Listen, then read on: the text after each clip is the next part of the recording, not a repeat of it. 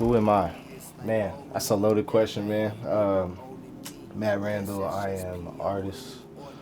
I'm creative in other areas other than music. Father, son, grandson, friend, brother.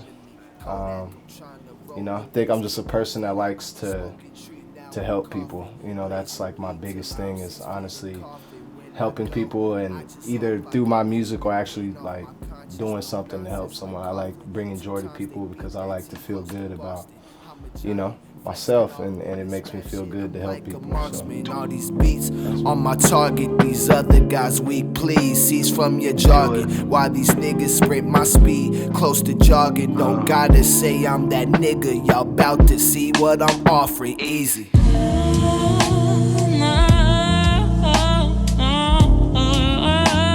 It's a big week. We're finally getting both my grandma and my mom into a safe environment. About to move into an assisted living facility, and my mom's been with me these last couple months, and it's just been great. Obviously bonding with her grandson. She didn't really get a chance to, living in that situation. So it's just been great having her, and I'm just glad that she's gonna be in a place where she'll be safe and she'll be reunited with her mom again. Always show my brothers love like we out in Philly. We in Portland where it's just as chilly. There were times I thought niggas was out to kill me. The fear of not reaching my full potential is a real thing. But it's time I take a real swing for the fences. When they talk about who brought the city up, my name ought to be mentioned.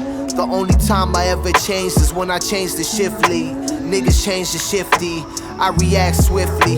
Girl, you super fly, I'm a fan of Missy. I never know what they have planned against me, so I gotta keep a shooter with me, Frank Kaminsky. When I'm gone, I hope you miss me. Oh, I like your nails, look at you. Hey! Somebody need a Now you're looking good. Don't stop till you get enough. Had thoughts about giving up. Sucking plays for your double cup. Me and God playing double dutch. Nip said best double up.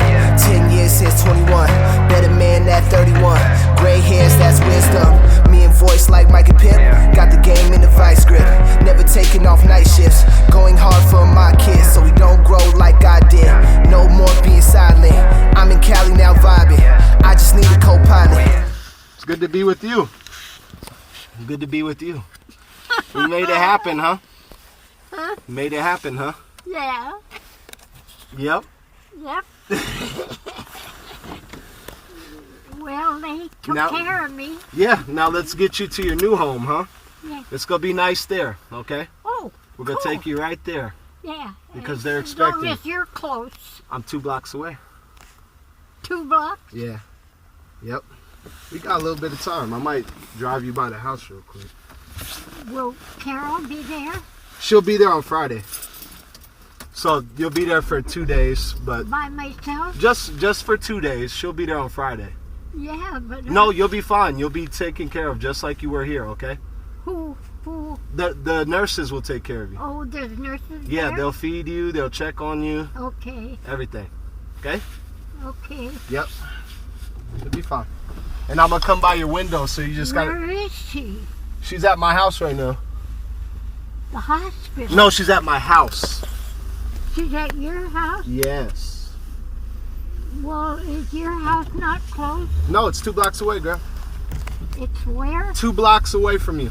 Oh, I didn't know. I thought they were right across the street. No. The only thing that separates us is Roosevelt High School. It's big. So, yeah. So you're right by me. You're close. Okay? You're good. You're good. Yeah, Yes. I hope. You'll be fine. I'm always You won't be. alone. You won't be. Because I'm going to come by your window and come talk to you. Okay? From the north of Portland, when you there, you played any card that was dealt. James, John, George ended up at Roosevelt. Right now, I guess I'm retraining myself. How to live my life somewhere else. Calhoun Ave was the only spot that I knew for a minute.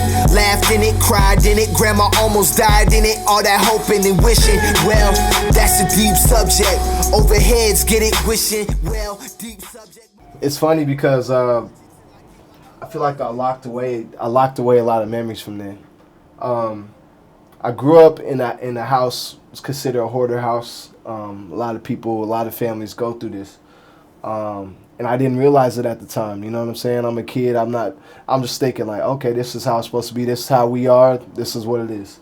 So, the love was always there. You know what I'm saying? I grew up with my mom, Carol, my grandma Elizabeth, and my grandpa Ron Randol, rest in peace. He had Alzheimer's, so like I was born in 1988. He was diagnosed with it in, I think, like 91 when we just moved into the house on Calhoun. And so I spent like 3 years living on this house in Willamette. Every time we drive by it, people like, no, you didn't live there. It was like this crazy big blue house. If y'all drive down Willamette, you'll see. So growing up, I just like always knew that something was going on with my grandpa. I didn't realize it early on that he just was continually losing his memory, and forgetting how to do things. Getting lost, walking away, getting lost.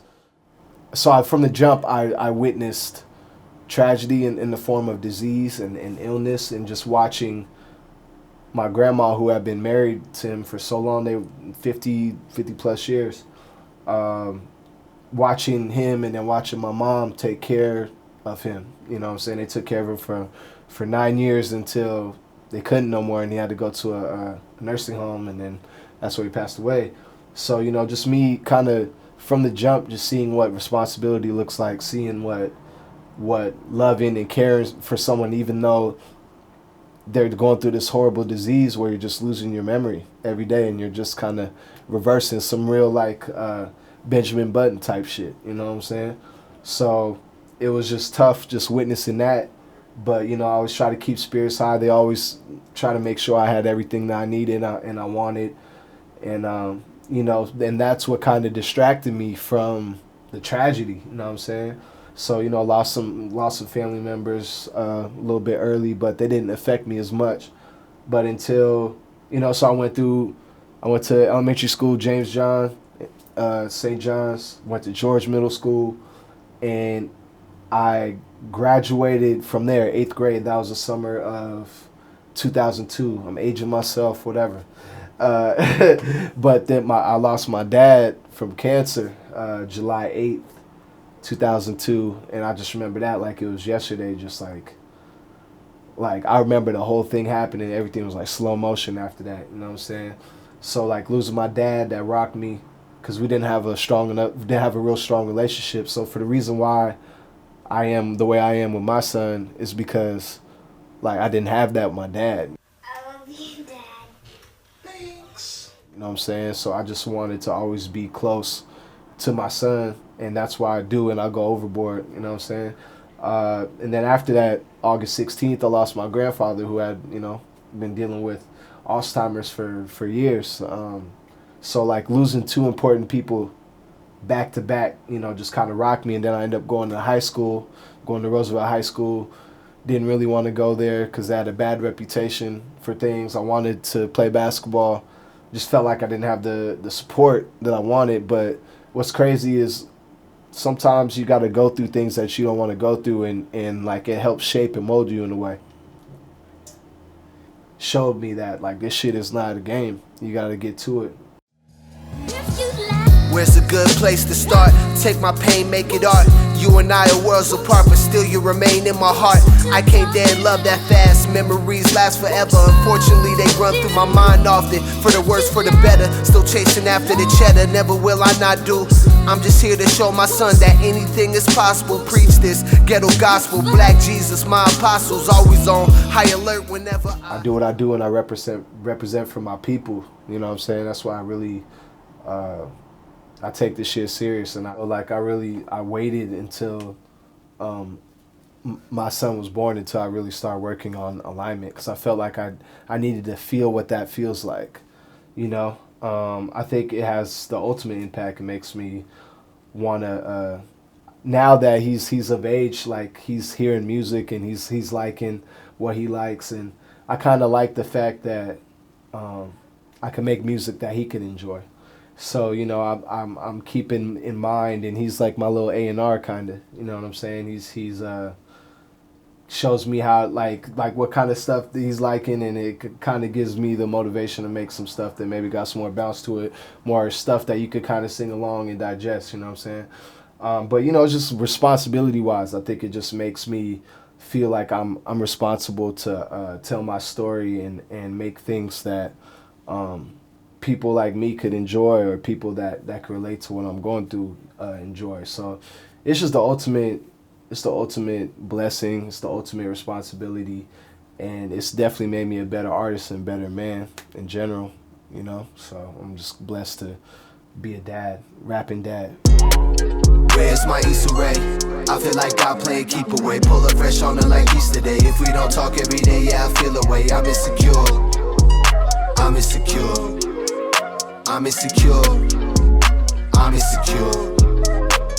Like, my whole thing is about making an impact. I want to, you know, whether that's making you cry, making you happy, making you whatever, you know. I think whenever my music plays, I want it to impact you in some type of way, make you want to listen to it again, or take something from that song and apply it to your life, or share with your friends that may be going through the same thing. So, you know, I really am mindful and I'm intentional with what I'm doing as far as when I create.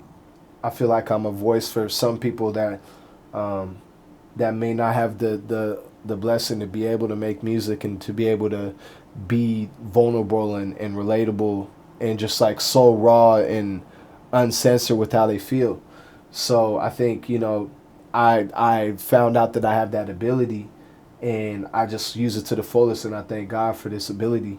You know, my son definitely, like, from the time before my son was born, I feel like my music didn't really have much of a purpose, even though there were songs that I really like that I did, but I just felt like it was kind of like baseless. But, you know, after Knox was born, man, I just feel like my music has just gotten so much better. I've gotten so much more mature, and it's just only gonna keep, you know, being able to be something that you can listen to years from now. You know what I'm saying? I think my goal is like having longevity and making an impact in a way that 10, 20 years from now you could go back and just like, man, that was a moment. You know, I want to create an experience and a moment every time you hear me. You know what I'm saying? I think that's like a real big deal for me, leaving a legacy. You know what I'm saying? Nah, nah, nah, nah, nah, you gon' see what I built. Nah, nah, nah, nah, nah, you gon' see what I built. Nah, nah, nah, nah, nah, you gon' see what I built. Nah, nah, nah, nah, nah, you gon' see what I built. Are you ever gonna take that risk? Take a chance in your life, this is it. I'ma be out on the road, I don't know when I'll be home. Nah, nah, nah, nah, nah.